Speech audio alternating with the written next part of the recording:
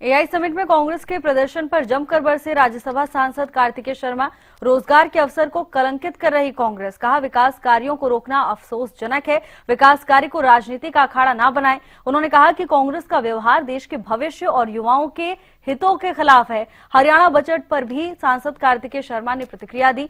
कहा केंद्र से हरियाणा सरकार को लगभग 10 से 12,000 करोड़ मिले। ये राशि विशेष रूप से कृषि क्षेत्र को बढ़ावा देने के लिए खर्च की जाएगी। अभद्र व्यवहार है कांग्रेस पार्टी और यूथ कांग्रेस द्वारा जो ये एआई समिट किया गया है, क्योंकि ये जो कार्यक्रम होते हैं ये राजनीति से ऊपर होते हैं। ये देश का प्रतिनिधित्व करते हैं और देश का गौरव नाम बढ़ाते हैं और पूरी दुनिया से लोग आए हैं एआई समिट में हिस्सा लेने के लिए। उसके ऊपर राजनीतिकरण करना ये अपने आप में बहुत ही अफसोसजनक बात है और मैं समझता हूँ इसकी जितनी कड़ी से कड़ी निंदा की जाए कम है। और जो हम भारत की छवि दुनिया में दिखाना चाहते हैं वो उसको धूमिल करने का काम कांग्रेस पार्टी ने और यूथ कांग्रेस ने किया है।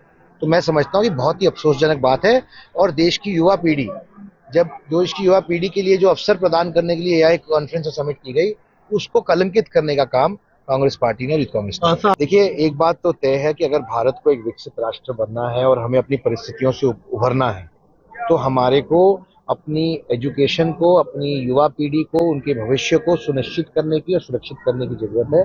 और एआई एक ऐसा माध्यम है जहां पर हम उसको सुनिश्चित करने में और बच्चों को, युवा पीढ़ी को ऐसे नौकरियों के अवसर मिल सकें और ऐसे सृजन हो सके अवसर, ये बहुत एक अच्छा मौका है।